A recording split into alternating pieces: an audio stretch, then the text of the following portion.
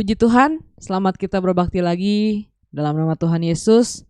Kita mulaikan ibadah kita Jabes Ministry pada pagi hari ini. Kita nyanyikan lagu pujian Janjimu Seperti Fajar.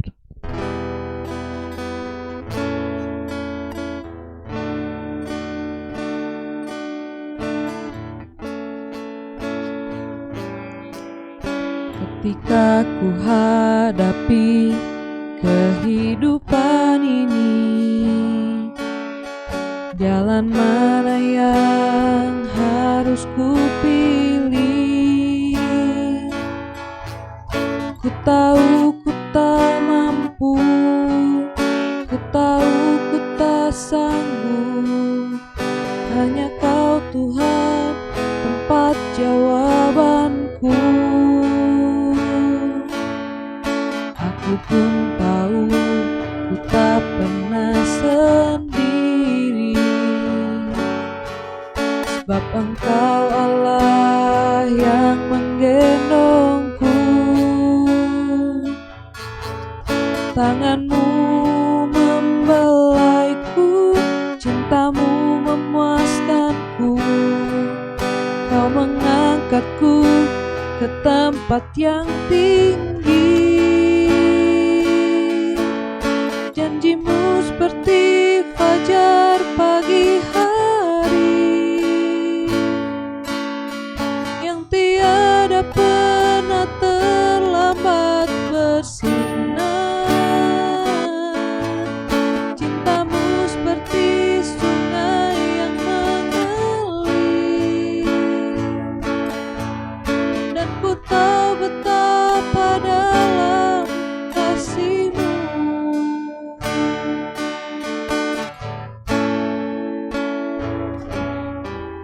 Ketika ku hadapi kehidupan ini, jalan mana yang harus ku pilih? Ku tahu ku tak mampu, ku tahu ku tak sanggup. Hanya Kau Tuhan tempat jawabanku. Aku pun tahu ku tak pernah sendiri, sebab Engkau Allah yang menggendongku. Tangan-Mu membelaiku, cinta-Mu memuaskanku. Kau mengangkatku ke tempat yang tinggi. Janji-Mu seperti fajar pagi hari, yang tiada pernah terlambat bersinar. Cinta-Mu seperti sungai yang mengalir,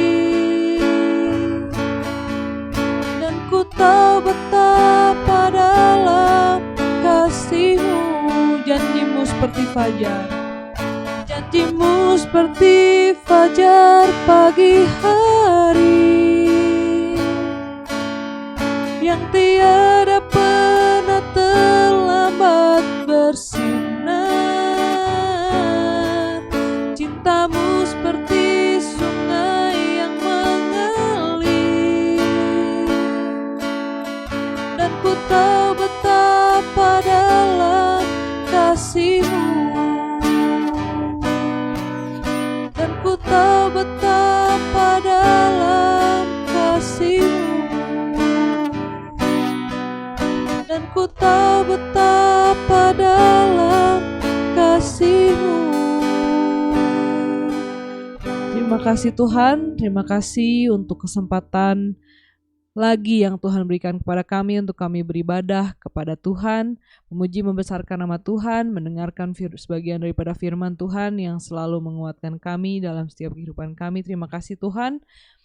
Kami mau mulaikan ibadah kami pada pagi hari ini hanya dalam nama Tuhan Yesus. Haleluya. Amin. Puji Tuhan, kita lanjutkan pujian kita dengan Allah sumber kuatku.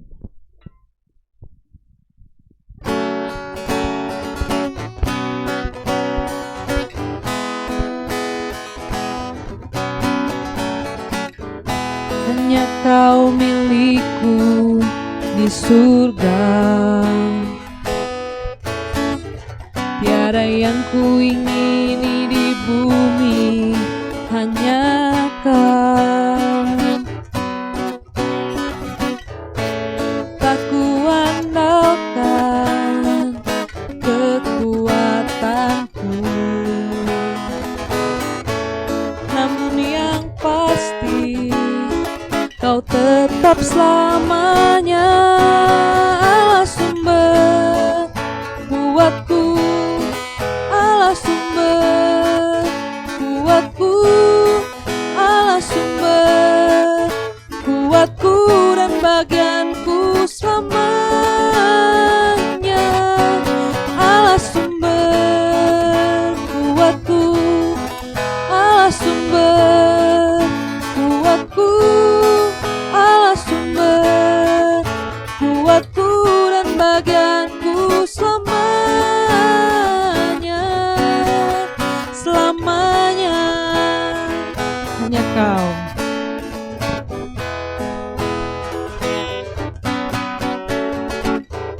Hanya Kau milikku di surga.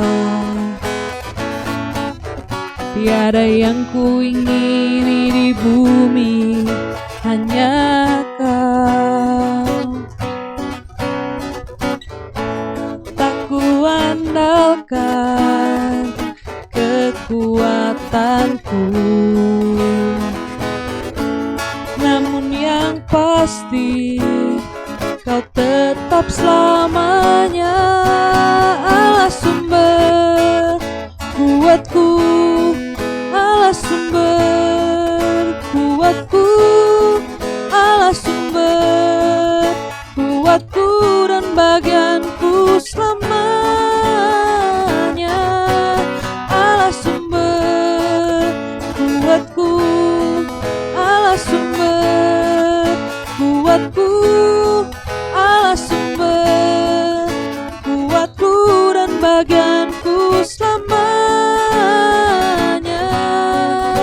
Selamanya,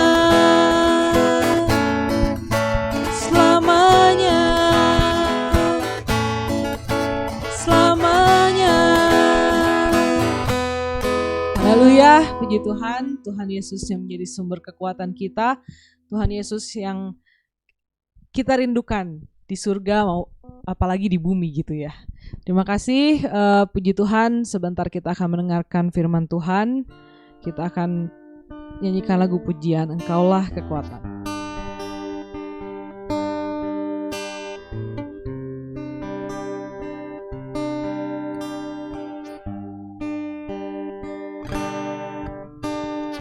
Engkaulah kekuatanku, tempat perlindunganku saat badai menerpa. Aku tak akan goyah, aku tak akan goyah, sebab Kau sertaku, Engkaulah kekuatanku.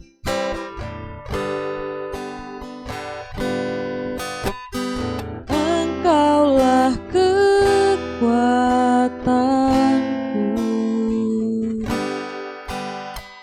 tempat perlindunganku saat badai menerpa. Aku tak akan goyah, aku tak akan goyah, sebab Kau sertaku.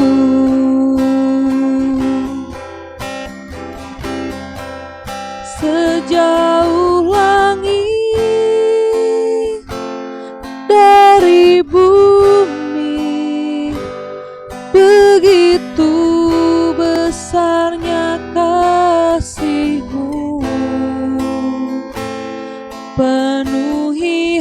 hati kami yang rindu menyembah-Mu, Yesus. Sejauh langit dari bumi, begitu besarnya kasih-Mu. Kaulah Tuhan, kekuatanku, sukacitaku. Kita nyanyikan lagu pujian ini dari awal dengan lebih sungguh-sungguh lagi. Engkaulah kekuatanku,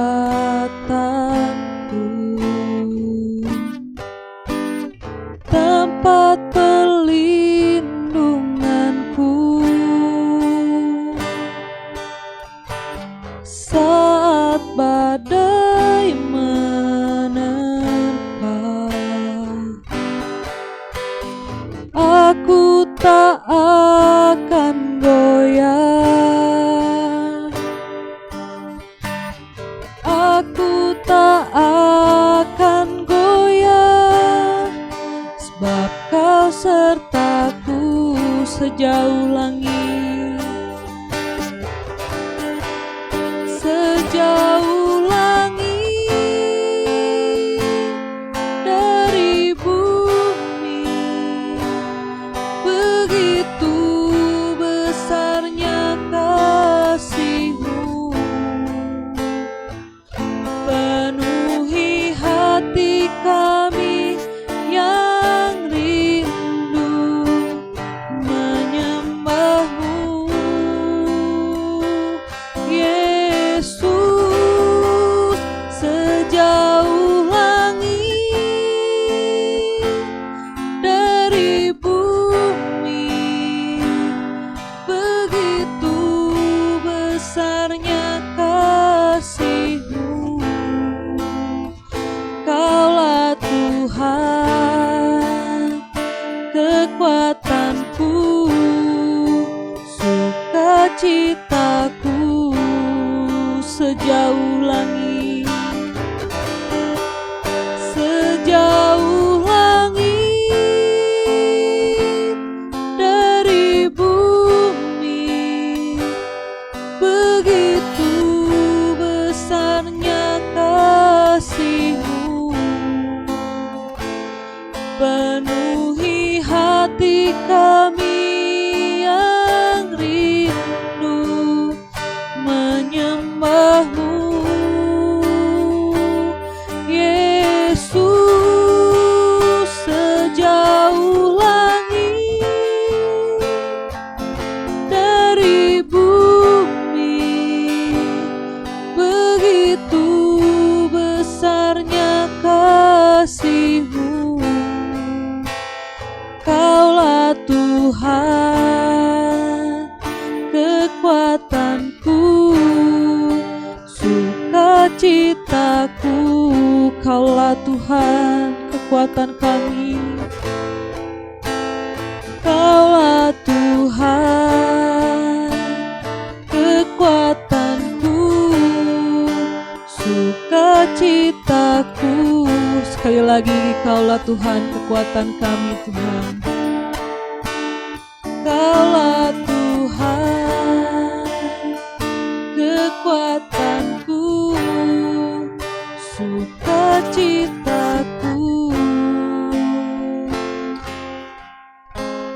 Terima kasih Tuhan, terima kasih Bapa kalau kami sudah memuji membesarkan nama Tuhan.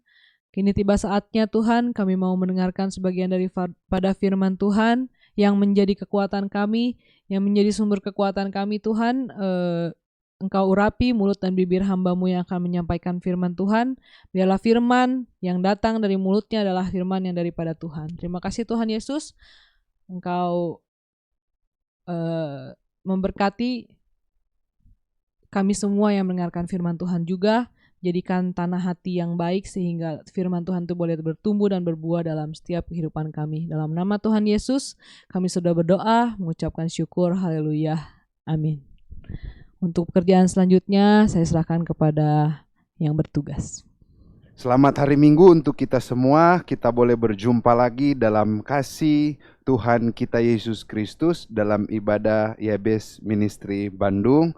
Puji Tuhan, ya kita boleh ada dalam keadaan yang baik, sehat, semuanya karena kemurahan daripada Tuhan Yesus. Kita sudah memuji, memuliakan nama Tuhan, semua untuk kemuliaan bagi nama Tuhan.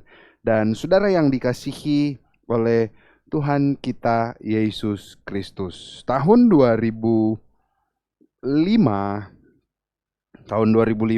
pada waktu itu saya dicap dengan label di kampung pada waktu itu adalah orang tidak berguna.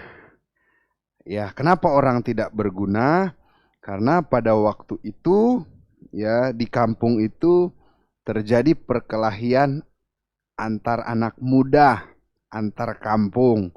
Dan pada waktu itu ada seorang bapak yang ya sebagai tua-tua lah di kampung itu, cucunya teman saya, dan si opa ini dan bapak ini mengatakan bahwa kalau ada Henry di kampung ini, kacau, rusuh. Orang ini tidak berguna dia di kampung kita. Sejak ada dia, kacau. Ya, padahal saudara yang dikasih oleh Tuhan, saya pada waktu itu hanya membela cucunya ketika ada masalah. Ya, jadi saya dicap orang tidak berguna. Tapi dengan berjalannya waktu, puji Tuhan, Tuhan mengubahkan hidup saya menjadi orang yang berguna bagi banyak orang. Dan pada kesempatan pagi hari ini saya ingin berbicara mengenai tidak berguna. Tetapi tidak berguna itu bisa menjadi berguna.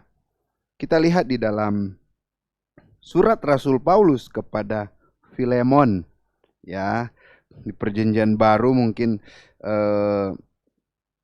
kitab atau surat yang terpendek gitu, ya. Filemon 1 kita akan baca ayatnya yang ke-8 sampai yang seterusnya. Filemon pasalnya yang pertama, karena cuma satu pasal, ayat 8 dan seterusnya. Permintaan Paulus kepada Filemon mengenai Onesimus. Karena itu, sekalipun di dalam Kristus aku mempunyai kebebasan penuh untuk memerintahkan kepadamu apa yang harus engkau lakukan, tetapi mengingat kasihmu itu, lebih baik aku memintanya daripadamu. Aku Paulus yang sudah menjadi tua, lagi pula sekarang dipenjarakan karena Kristus Yesus, mengajukan permintaan kepadamu mengenai anakku yang kudapat selagi aku dalam penjara, yakni Onesimus. Dahulu memang dia tidak berguna bagimu, tapi sekarang sangat berguna baik bagimu maupun bagiku. Dia kusuruh kembali kepadamu, dia yaitu buah hatiku. Puji Tuhan, sampai dulu di sana pembacaan firman Tuhan. Dan saudara yang dikasihi oleh Tuhan, kisah ini surat Rasul Paulus tertuju kepada pribadi, khususnya kepada Filemon. Nah, saudara yang dikasihi oleh Tuhan. Dan surat ini adalah surat yang unik. Kenapa? Karena saya katakan tadi adalah surat terpendek di Perjanjian Baru. Ya, saudara yang dikasihi oleh Tuhan. Tapi keunikannya juga di sini saya mempelajari bahwa ada hal-hal yang luar biasa ketika kita boleh merenungkan. Seperti cerita saya awal tadi, saya dicap orang yang tidak berguna.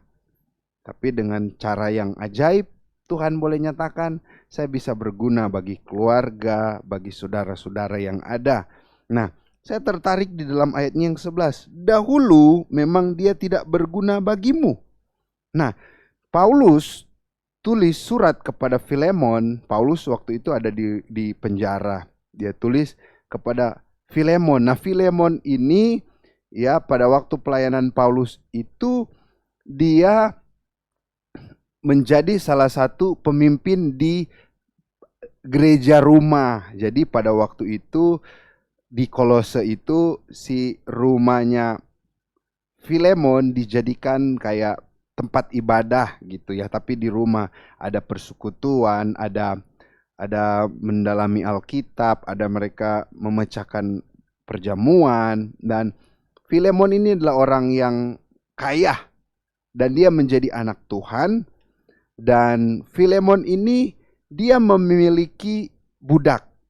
Pada waktu itu budak itu bisa dikatakan sudah menjadi familiar lah. Jadi kalau misalnya orang banyak uang, dia pasti memiliki budak.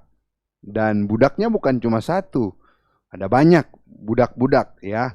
Dan mengapa bisa jadi budak? Mungkin karena peperangan, jadi tawanan, jadi budak. Atau karena kebutuhan ekonomi menjual diri untuk dijadikan budak. Nah, saudara yang dikasihi oleh Tuhan, Paulus bilang kepada Filemon bahwa ini ya Onesimus dikatakan bahwa di ayatnya yang ke-10, aku mengajukan permintaan kepadamu mengenai anakku yang kudapat selagi aku dapat dalam penjara, yakni Onesimus.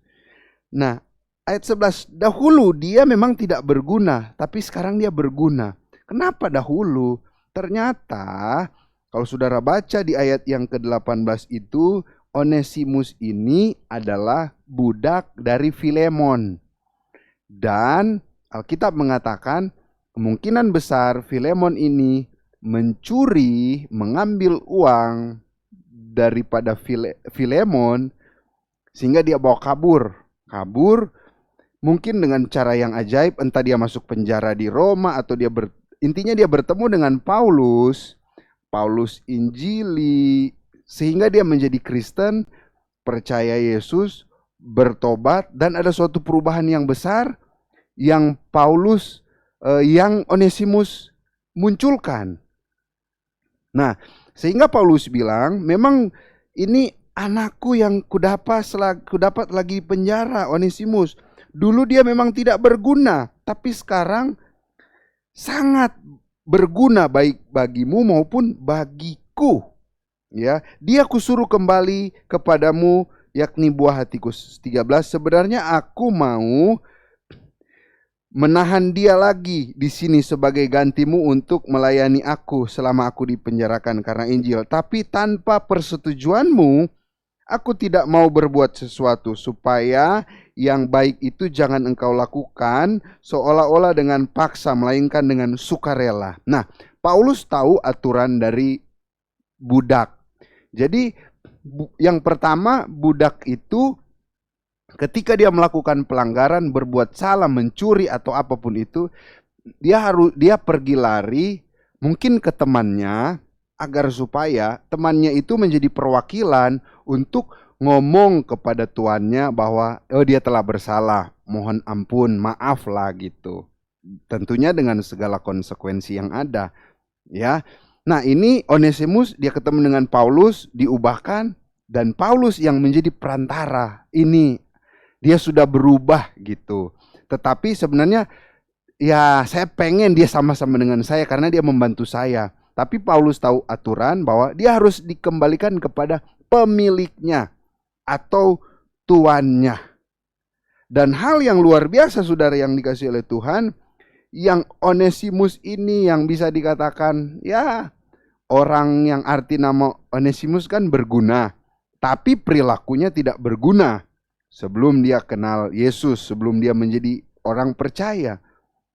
Tetapi hal yang luar biasa saudara yang dikasihi oleh Tuhan, ketika dia bertemu dengan Paulus, ya, mungkin di dalam penjara, pertemuannya itu bukan hanya pertemuan dia dengan Paulus, tapi Onesimus ini dia bertemu dengan Kristus. Sehingga apa yang terjadi? ketika dia bertemu itu ada suatu perubahan yang besar dari yang tidak berguna. Sekarang Paulus bilang, dia berguna bagiku dan berguna bagimu. Jadi bermanfaat, berfaedah. Tidak berguna itu merugikan. Tetapi yang luar biasa sekarang menguntungkan. Letaknya di mana sebenarnya sehingga ngapa Onesimus ada suatu perubahan yang besar dari yang tidak berguna menjadi berguna. Dari yang mungkin akan dihukum, sekarang diterima oleh kasih karunia Tuhan. Ya saudara yang dikasih oleh Tuhan, letaknya yang saya perhatikan di sini, kuncinya adalah Onesimus itu dia, saya katakan tadi, bukan saja dia bertemu dengan Paulus, tapi dia bertemu dengan Yesus. Saudara yang dikasihi oleh Tuhan, yang kita harus renungkan bahwa yang bisa mengubahkan hidup kita bukan orang lain, bukan orang terdekat. Mungkin orang lain, orang terdekat bagian sarananya. Tapi yang mengubahkan itu adalah Tuhan Yesus sendiri. Nah, di sini saya memperhatikan juga kata tidak berguna dalam terjemahan Yunani akrestos. Itu tidak berguna, akrestos. Akrestos itu asal kata Kristos. Nah, Kristus ya dalam terjemahan Yunani Kristos. Ada permainan kata. Onesimus artinya berguna. Tetapi dia melakukan pelanggaran, mencuri, melakukan perbuatan yang tidak baik, tidak benar. Jadi tidak berguna. Akrestos. Tapi ketika dia bertemu dengan Yesus, dia menjadi berguna, bermanfaat. Awalnya merugikan, sekarang menguntungkan. Baik bagi Paulus maupun bagi Filemon. Paulus bilang, terimalah dia, ya, apa adanya. Terimalah dia, buah hatiku. Sampai-sampai Paulus bilang buah hatiku. Buah hatiku itu ungkapan memang benar-benar hubungan seseorang itu sangat dekat. Ya, saudara yang dikasih oleh Tuhan, Paulus yang sudah tua, kurang lebih 60 tahun, dia bilang terimalah dia. Dia itu buah hatiku.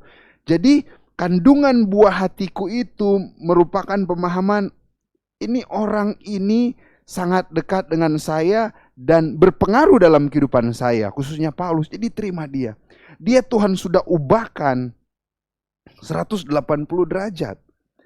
Arti kata Onesimus berguna, tapi tidak mencerminkan kehidupannya jadi tidak berguna.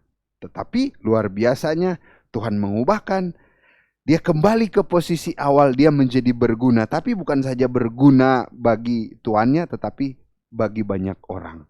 Ya, saudara yang dikasihi oleh Tuhan, kuncinya adalah Yesus yang mengubahkan hidupnya.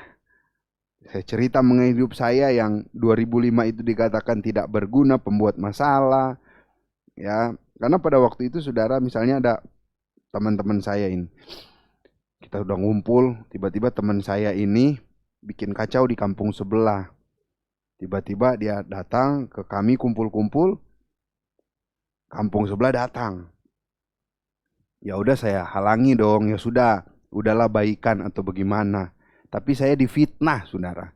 Jadi saya yang mau menghalangi mendamaikan, tapi dikata-katai bahwa sayalah penyebab kekacauan di kampung saya pada waktu itu. Jadi sampai muncul label, ini orang ini Henry ini tidak berguna.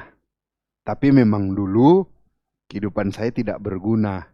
Ya, menyakiti hati orang tua, menyakiti hati Tuhan. Berguna sih, tapi berguna ke hal yang negatif. Ya, bermanfaat ke hal yang negatif. Misalnya teman-teman saya gitu ya, ayo kita ngumpul-ngumpul. Ini dulu saudara yang tidak berguna. Ayo kita ngumpul-ngumpul. Aduh saudara, melakukan apa yang kita ingin lakukan. Sehingga Dari yang tidak berguna itu Tuhan hajar saya, ya, dihajar melalui suatu kecelakaan, dan Tuhan mau mendaur lagi, membuat kembali. Awalnya Tuhan sudah membuat saya baik, berguna untuk keluarga dan saudara. Tetapi karena saya yang, ya karena pergaulan, nah saya yang terpengaruh dengan keadaan, ya udah saya melakukan tindakan yang keliru, sehingga apa yang terjadi? Kehidupan saya jadi hancur-hancuran. Tuhan mengizinkan suatu peristiwa terjadi dalam hidup saya, tapi itu peristiwa itu untuk mendaur kembali. Misalnya sampah, saudara ya, daur kembali jadi pupuk, jadi berguna bagi tanaman. Tanaman itu menghasilkan buah. Buah itu dinikmati bagi banyak orang. Kayaknya saya diposisikan seperti sampah masyarakat pada waktu itu, tapi Tuhan mendaur kembali hidup saya menjadi hal yang indah, sehingga orang lain boleh merasakan buah-buah itu dari kehidupan saya. Saya boleh menjadi berkat bagi banyak orang. Dan itu yang saya rasakan. Oh Tuhan, terima kasih. Pertemuan dengan Engkau melalui suatu peristiwa kecelakaan itu benar-benar luar biasa. Tuhan mengubahkan hidup saya dari yang tidak berguna sekarang jadi berguna, jadi bermanfaat. Dari yang merugikan orang tua, merugikan sanak saudara, mempermalukan orang tua, mempermalukan nama orang tua saya di kampung ini, tapi Tuhan mendaur kembali, membuat suatu perubahan, mentransformasi hidup saya.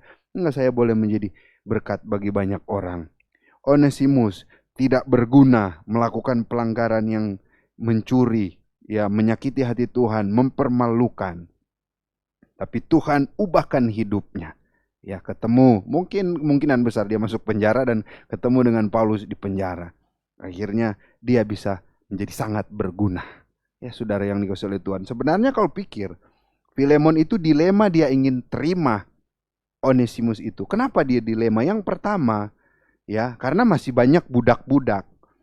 Kalau misalnya dia terima, ya, budak-budak tahu dia yang ambil, itu akan, ya, menjadi bumerang bagi Filemon, sehingga budak-budak yang lain akan mungkin bisa melakukan, bisa pencurian atau apa, karena Onesimus ini tidak dihukum. Iya kan? Dan yang kedua, awalnya Filemon ini udah marah, gitu. Tidak diceritakan berapa uang yang diambil, tetapi udah marah. Gengsi dong ya, tapi itulah. Paulus lihat Filemon itu juga sebagai tuan, dia memiliki murah hati, memiliki kasih. Ya, di ayat yang kelima dikatakan, karena aku mendengar tentang kasihmu kepada semua orang kudus dan tentang imanmu. Filemon dia mengasihi dan dia memiliki iman. Jadi Paulus yakin dia akan menerima Onesimus itu, walaupun sebenarnya jengkel, tapi itulah. Ya, pelajaran juga yang kita bisa ambil, seburuk apapun, ya, perlakuan orang terhadap kita, kita juga tetap harus mengasihi dia. Saudara yang dikasihi oleh Tuhan, karena kita tidak tahu nanti ke depannya. Mungkin cara yang ajaib Tuhan bisa ubahkan hidupnya, sehingga dia nanti luar biasa. Dia bisa jadi berguna. Saya waktu pertama kali pulang setelah sekolah pendeta, pulang ke kampung, wah, luar biasa gitu ya. Waduh, mereka bilang, banyak orang yang bilang, entah di kampung satu, di kampung sana, nggak nyangka ya kami melihat suatu perubahan yang besar dalam hidupmu, gitu. Sampai teman saya waktu SMA bilang, wah kayaknya mujizat gitu ya. Kami waktu itu 3 orang jalan malam-malam. Saya, ada teman saya, dan satu udah almarhum. Jalan-jalan udah dalam keadaan yang tidak baik lah. Wah, jalan-jalan tiba-tiba ada KKR itu di pinggir jalan, dan saya bilang begini, dengan ya guyonan dan polos lah. Ya, mungkin suatu saat kamu akan lihat saya akan berdiri di sana gitu. Teman saya meludah ke apa namanya, ke tanah. Pih, nggak mungkin, dia bilang, dia bercandanya begini. Kalau misalnya ayam bisa kencing, baru mungkin bisa kamu seperti itu. Itu saking segitunya, saudara. Tapi itulah cara Tuhan bekerja dalam setiap manusia itu berbeda-beda. Dan itulah saya merenungkan, wah Tuhan terima kasih. Saya bisa dikatakan sudah jadi sampah masyarakat, sampah gereja, sampah orang tua. Aduh, udah bau lah gitu. Sampai-sampai ya sudah sempat putus harapan. Tuhan mengangkat saya. Sampah ini Tuhan tidak jijik. Malahan sampah ini Tuhan poles kembali. Sampah ini. Seperti lagu mengatakan, jadikan aku indah yang kau pandangmu, lihat seturut karyamu di dalam hidupku, ajarku berharap hanya kepadamu, taat dan setia kepadamu, Tuhan. Tuhan, jadikan aku indah menurut pemandanganmu. Karena saya sempat putus harapan, kaki saya sudah cacat, udah ya putus harapan lah pada waktu itu. Lulus SMA ya, nggak tahu saya mau jadi apa, mau ngapain lagi, kaki sudah pincang gitu ya. Tapi Tuhan mengoperasi kaki saya, mengizinkan melalui hamba Tuhan yang merawat saya. Tapi luar biasa cara-cara Tuhan. Dia poles kembali, poles menjadi indah. Ya saudara yang dikasih oleh Tuhan, mungkin sekarang engkau ada dalam posisi tertekan, ada melakukan suatu pelanggaran, seperti Onesimus, seperti saya dulu, dan keluargamu menjauhimu, teman-temanmu menjauhimu, saudara-saudaramu menjauhimu, atau mungkin saat ini engkau melakukan pelanggaran dan engkau berada dalam posisi mungkin akan dipecat. Seakan-akan ya udah, saya telah jatuh ke dalam dosa dan saya tidak bisa bangkit kembali. Tapi ingat saudara, ketika engkau membuka hatimu, berjumpa, memberikan hatimu, Tuhan saya mau engkau mengubahkan hidup saya menjadi indah. Tuhan siap mengubahkan hidupmu dengan segala konsekuensi yang ada. Dia ubahkan menjadi indah, bukan di pemandangan dunia, tapi di pandangan daripada Tuhan Yesus sendiri. Tidak berguna, tidak dianggap, Tuhan akan ubahkan menjadi berguna, menjadi menguntungkan untuk menjalankan rencana Tuhan yang ajaib. Jadi saudara, ketika saudara dengar khotbah ini, dengar firman Tuhan ini, jangan keraskan hatimu. Aduh Pak Pendeta, saya sudah kayaknya sulit untuk bangun dari dosa yang setiap hari saya lakukan. Dosa apapun itu, berat. Entah minum-minuman keras, perjudian, ngerokok, berbohong, itu sudah kebiasaan yang saya lakukan. Sulit Pak Pendeta. Ya, tetapi ketika engkau saat ini membuka hatimu selebar-lebarnya, karena anugerah Tuhan itu sangat besar, pintu kemurahan Tuhan masih terbuka, dia sanggup mengubahkan hidupmu. Ketika Yesus ya melewati Samaria, haus, Yesus pergi ke sumur, dan apa yang terjadi? Dia bertemu dengan seorang perempuan Samaria. Terjadi percakapan, Yesus bilang berikan air, ya nanti akan kuberikan air sesungguhnya. Percakapan, dan apa yang terjadi? Perempuan ini bisa dikatakan menjadi sampah masyarakat, karena bisa dikatakan gonta-ganti suami. Ya, jadi bahan omongan, jadi sampah masyarakat. Mungkin sudah dikucilkan, tidak dianggap. Tapi apa yang terjadi? Ketika dia berjumpa dengan Yesus, Yesus memuaskan ya hasrat hidupnya. Yesus memuaskan Yesus bertemu dengan dia. Yesus adalah firman yang hidup. Air kehidupan itu masuk dalam hidup perempuan itu. Maka muncul ayat yang terkenal. Bapa menghendaki di air Saman untuk menyembah dia dalam roh dan kebenaran. Sehingga diubahkan hidupnya. Yang awalnya sampah masyarakat. Dikucilkan, tidak dianggap. Tapi dia bisa menginjili kota Samaria. Banyak yang terima Yesus. Sampah masyarakat loh. Ya, ketika Yesus ingin masuk ke kota Yeriko, di situ adalah Sakeus. Sakeus itu bukan sampah masyarakat, ya. Musuh dari orang Israel. Kenapa? Musuh. Sakeus itu orang Israel, tapi dia bekerja kepada orang Romawi untuk memungut pajak yang lebih. Pokoknya dibenci. Dia pendek. Ya, tapi apa yang terjadi? Yang dia lakukan, dia dengar Yesus akan lewat. Penasaran. Berusaha, dia naik ke pohon. Yesus sudah tahu namanya. Hai Sakeus, turunlah dari pohon itu. Aku akan menumpang di rumahmu hari ini juga. Dan keselamatan akan terjadi hari ini juga. Dia menerima Yesus dengan sukacita, ada perubahan yang besar. Ya, dia mengembalikan apa yang dia sudah ambil.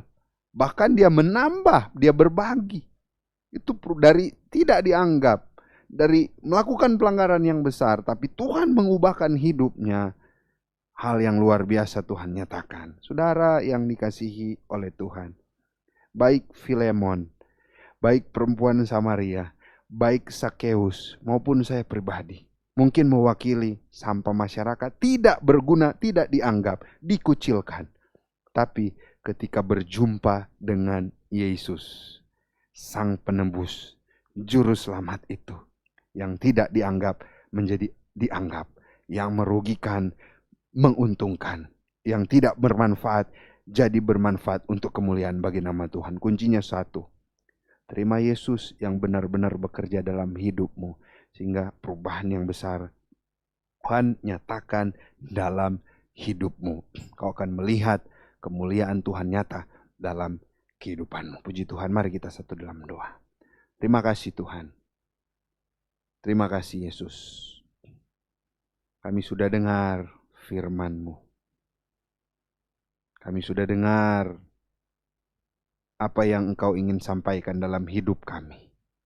Kami mau buka hati kami Tuhan. Tuhan ubahkan hidup kami. Kalau kami melakukan hal yang keliru, melakukan dosa yang sampai saat ini kami masih senang untuk kami lakukan, Tuhan, biarlah Tuhan ubahkan hidup kami. Kami tidak mau hidup dalam lumpur dosa. Kami mau bangkit. Tuhan, mampukan kami sehingga dalam kami menjalani hidup ini penuh dengan kebebasan, boleh menatap masa depan yang penuh harapan. Terima kasih Tuhan, mampukan kami, kuatkan kami, teguhkan kami. Kami ingin bersekutu dengan Engkau. Dan biarlah Yesus melalui kuasa Roh Kudus-Mu bekerja dan menjamah pribadi lepas pribadi. Kalau ada yang sakit, dalam nama Yesus, bilur-bilur Yesus menyembuhkan. Yang lemah, iman Tuhan kuatkan. Yang ada dalam pintu perceraian, dalam nama Yesus, kasih-Mu mengikat mereka kembali. Kalau ada yang menghadapi usaha yang sudah mulai gagal atau hancur atau bangkrut, dalam nama Yesus Tuhan pulihkan kembali ekonomi mereka. Misalnya ada percecokan antara adik kakak, suami istri, dalam nama Yesus Tuhan persatukan kembali. Terima kasih Tuhan. Terima kasih, kami rindu Tuhan Yesus bekerja dalam hidup kami pribadi lepas pribadi. Berkati kami semua yang mengikuti ibadah ini, khususnya Yabes Ministry. Tuhan menolong dalam segala rencana kami ke depan. Tuhan buka jalan campur tangan. Kebutuhan keperluan kami Tuhan adakan. Terima kasih. Berkati pekerjaan, studi, karir kami, keluarga kami. Tuhan tolong. Bangsa dan negara kami taruhkan ke dalam tangan-Mu. Tuhan yang akan memulihkan bangsa kami ini. COVID segera cepat berlalu dan kami boleh melihat juga hal-hal yang besar Tuhan nyatakan dalam hidup kami. Terima kasih Tuhan, terpujilah nama-Mu. Kami akan akhiri ibadah kami. Kiranya wajah kemuliaan Allah menyinari, menaungi dan membimbing kita semua. Dan adalah kiranya berkat dari Allah Bapa kita, cinta kasih sayang dari Yesus Sang Putra, serta persekutuan dari Allah Roh Kudus menyertai kita. Mulai hari ini, besok, bahkan sampai selama-lamanya, dalam nama berkat Tuhan Yesus Kristus. Haleluya. Amin. Selamat hari Minggu untuk kita semua. Tuhan Yesus memberkati. Puji Tuhan.